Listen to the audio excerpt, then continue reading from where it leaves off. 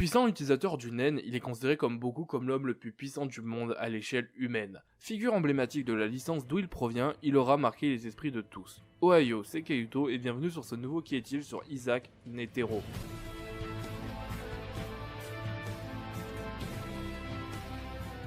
Isaac Netero est le 12e président de l'association des Hunters. De son temps, il était considéré comme étant le plus puissant utilisateur du Nen du monde, Hunter ou pas.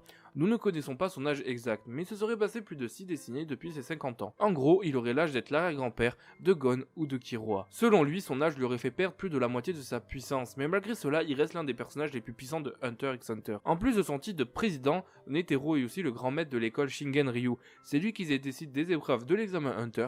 Il est le seul qui ait le droit d'accorder une licence d'Hunter à un participant. C'est d'ailleurs ce qu'il fit avec Killua lors de son deuxième essai, et il est le seul à avoir survécu à Mahazoldyck, le grand-père de Xenozoldyck qui est lui-même le grand-père de Killua.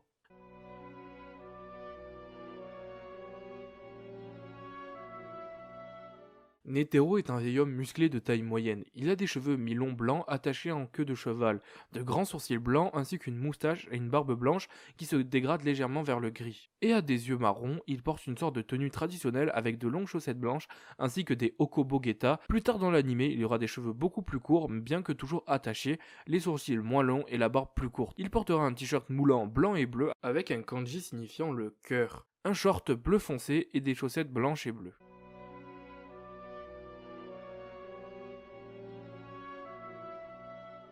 Netero est très dynamique, il est constamment à la recherche d'action et de combats autour de lui, ce qui signifie que c'est un amusement pour lui et qu'il est rare qu'il se bat de tout son cœur. Cela serait considéré comme normal car personne n'est à sa hauteur en tant que président Hunter.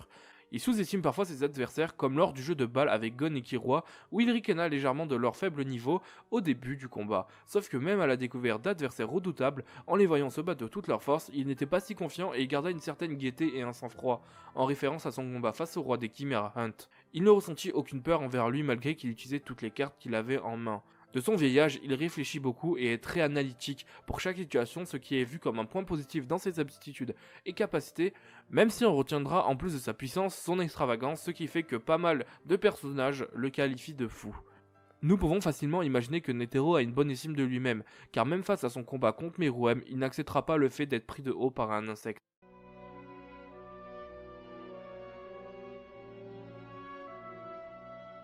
Je vous ai parlé du roi des Chimera Hunt, d'un certain Meruem. Vous vous demandez qui sont-ils et c'est quoi les Chimera Hunt. Ce à quoi je vous réponds que Meruem est le roi des Chimera Hunt et que les Chimera Hunt sont des fourmis chimères, des créatures, des monstres humanoïdes dotés de naines pour certains et également d'humanité pour d'autres.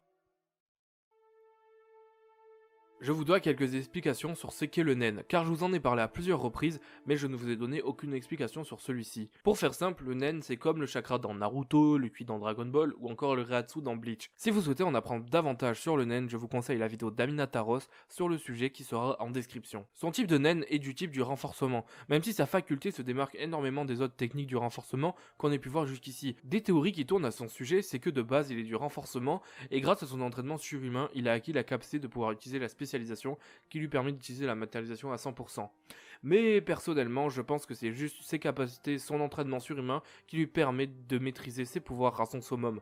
Bref, je digresse. À 40 ans, il part s'isoler dans les montagnes pendant des dizaines d'années. Étant un pratiquant des arts martiaux, il faisait 10 000 coups de poing par jour et juste après avoir fait ces 10 000 coups, il pratiquait la prière et la méditation. À 50 ans, ses coups de poing dépassaient la vitesse du son, soi-disant parlant supérieure à 1224 km/h ou 340 mètres secondes. Ça fait 10 000 coups de poing en 1.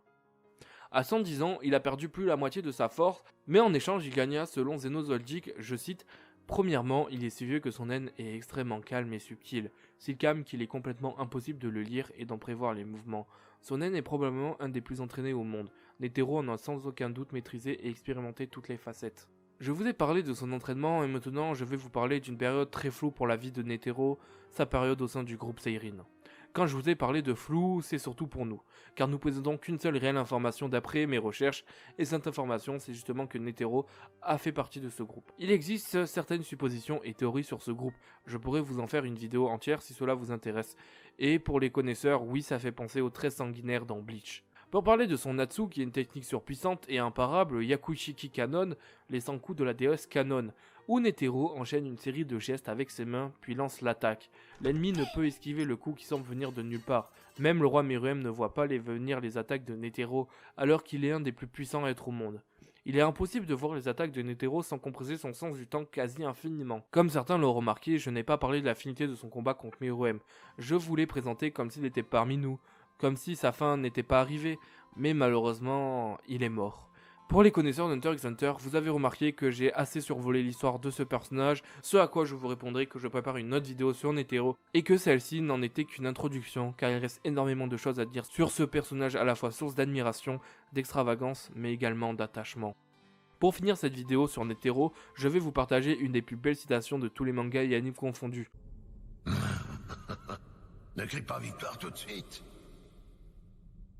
Tu crois que j'ai besoin de mes bras pour pouvoir prier? La prière est avant tout un mouvement de l'âme.